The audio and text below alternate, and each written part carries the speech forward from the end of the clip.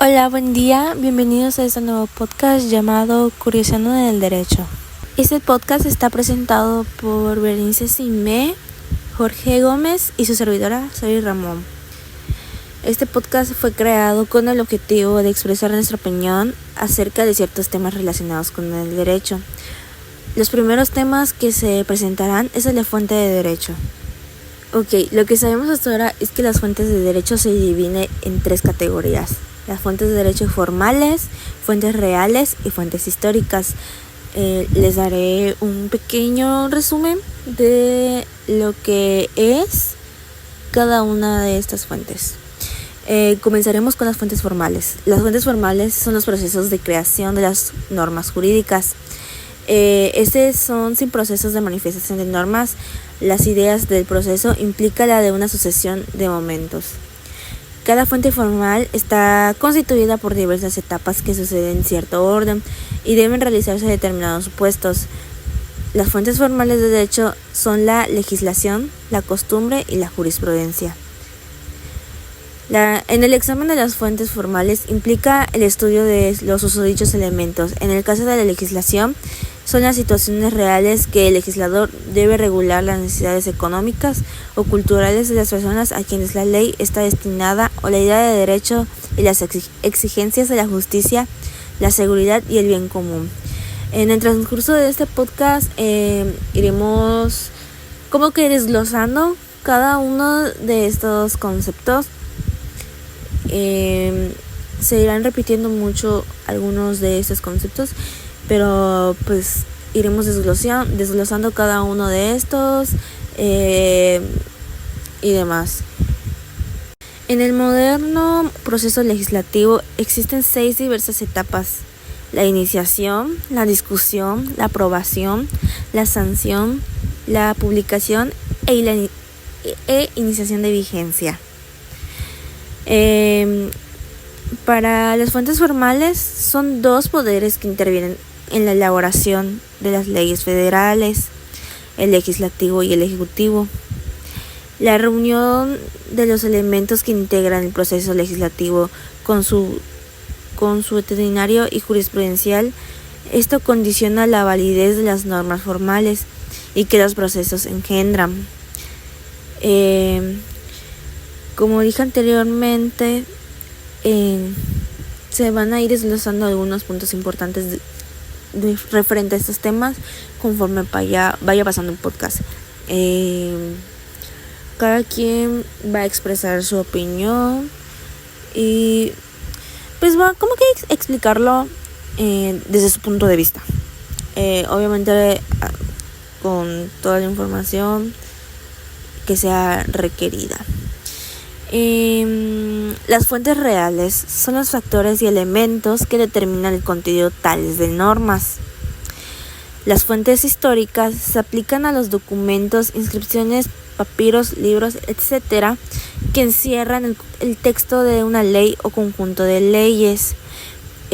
Tanto en fuentes históricas, es un conjunto de normas ya creadas, pero que con el tiempo pues obviamente siguen siendo válidas, pero ya no se ven tanto. Entonces, pues sinceramente mi fuente favorita son las históricas, porque así vemos que tanto ha cambiado con el paso del tiempo y qué es lo que ha sucedido. Sí, mi fuente favorita es la histórica totalmente.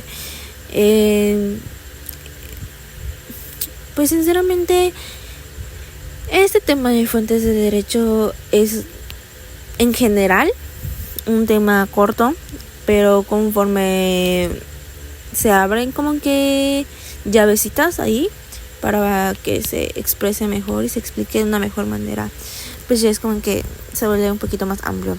Pero en general es un tema muy corto, muy interesante y no sé. Las fuentes históricas, sigo diciendo, son interesantes. O sea, desde mi punto de vista son mis favoritas. Podemos, como ya había dicho, ver qué pasó anteriormente, qué tanto ha cambiado, qué podemos hacer para mejorar las nuevas leyes, normas la verdad sí, es muy interesante esto. A continuación, mi compañera Berenice Simé hablará acerca de la clasificación de las fuentes formales. Berenice, ¿qué puedes decirme de este tema? Pues fíjate que las fuentes formales del derecho son legislación, que la legislación es la más rica y más importante de las fuentes formales. Es el proceso por el cual uno o varios órganos del Estado formulan y promulgan determinadas reglas jurídicas de observación general a las que se les conoce como leyes. Estas van a través de los órganos del Estado o los poderes públicos. Se crean y promulgan un conjunto de normativas jurídicas aplicables y organizadas de manera jerárquica. Estas son leyes que se encuentran escritas en textos legislativos, como por ejemplo en la Constitución de un país, los reglamentos o las ordenanzas, etc. A este tipo de fuente también se conoce como fuente directa, ya que se refiere a las normas jurídicas que contienen la ley en sí mismas y que son de carácter primario. Al igual tenemos la costumbre, que se trata de la fuente formal más antigua y que es de carácter cultural y conlleva una serie de conductas que son jurídicamente obligatorias y que se aplican de manera generalizada en una comunidad.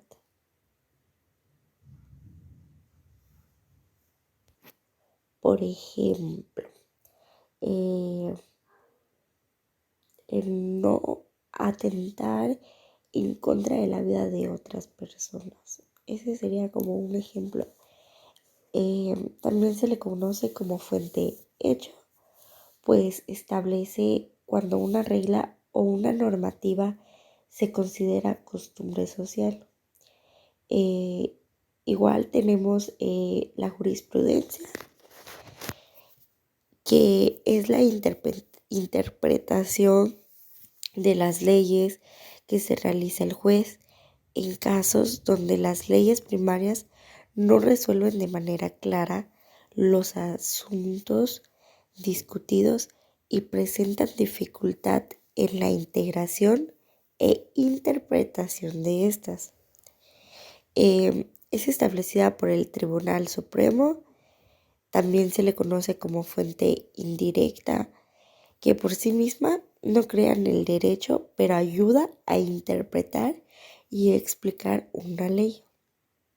Y por último, tenemos la doctrina, que son las interpretaciones u opiniones que hacen los juristas sobre las leyes para aclarar de manera teórica las interpretaciones de ciertas normas y aplicaciones. Igualmente se considera una fuente indirecta.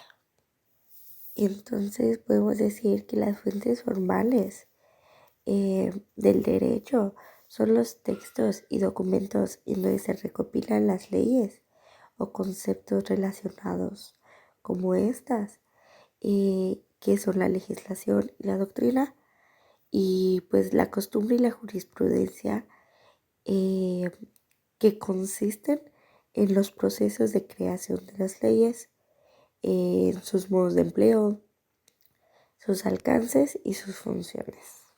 Qué interesante tema es este igual, o sea, la forma en la que se va desglosando. Y mencionaste un tema nuevo, que es el de doctrina. Ese se me hace un tema demasiado importante e interesante para esto. Y no sé, verdaderamente sí, cada uno de estos pasos es importante y es importante tanto seguirlos como importante el hecho de haberse creado, pues para que todo salga conforme. Pero cuéntame, Jorge, ¿qué tienes para nosotras acerca del derecho? ¿Con qué temas nos sorprenderás ahora? Gracias, Auri. El tema que vamos a tratar va a ser el proceso legislativo, pero para poder entender qué es el proceso legislativo, primero hay que preguntarnos qué es el proceso legislativo y cuál es su función. Bueno, pues el proceso legislativo es un conjunto de actos y procedimientos que se realizan para la formación de leyes, reformas de la Constitución Política de los Estados Unidos Mexicanos y los ordenamientos jurídicos. Estos llevan un orden secuencial de unos totales de 6 fases como tal, dividiéndose en lo que viene siendo la iniciativa, la discusión, la aprobación, la sanción, la publicación y la iniciativa de vigencia. En la iniciativa o iniciación es en la parte donde se intenta iniciar una nueva reforma o derecho y que sea viable. Para ello se analiza y se lleva a la cámara de discusión o a la sección 2 de la discusión. En esta cámara, desde un punto de vista subjetivo, es la más controversial, pues en esta tiene que estar aceptado tanto por el poder judicial como por el poder ejecutivo. En este caso, toda iniciativa tiene que discutirse primero en la cámara de origen.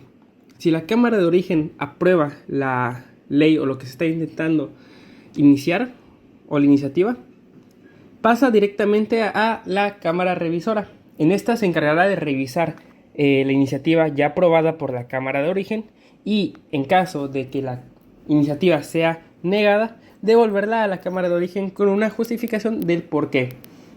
Con ello se devuelve la iniciativa y se plantea una nueva. En el dado caso de que la iniciativa sea aprobada tanto por la cámara de origen como por la cámara de revisora, pasa directamente a el presidente, el cual puede aceptar o puede denegar la aprobación de dicha iniciativa con su derecho de veto. Para la siguiente parte llegamos a la aprobación. En esta se discute el proyecto, se someterá a votación nominal y se mandará inmediatamente a la cámara revisora, en la cual es la forma de minuta y la turnará sus comisiones. Ya por último, la sanción. Por sanción se entiende que es la aceptación que hace el Ejecutivo a una ley. Este acto se debe de posterior aprobación al Congreso. Entonces puede hacer las aprobaciones necesarias para que el Congreso lo discuta nuevamente. Siguiente punto, publicación. Es el acto por el cual toda ley ya aprobada y sancionada se da a conocer a quienes deben cumplirla. La población se hace en el llamado Diario Oficial de la Federación. Además, en este existen en México los diarios o gacetas oficiales de las entidades federales, en los que se publican leyes de carácter local. La iniciación de la vigencia es el último punto. En el derecho mexicano podemos encontrar dos sistemas de iniciación, el de sucesivo y el sincrónico. En esta, que es el sincrónico, se aplica de manera uniforme la iniciación de vigencia de la ley. En el caso del sucesivo, por cada 40 kilómetros que haya de distancia de donde se aprobó, que es en la capital, se le va a anexar un día. Generalmente, el tiempo que pasa de la aprobación de una reforma, ley, que está en la fase de publicación, o mejor dicho, inicios de la vigencia,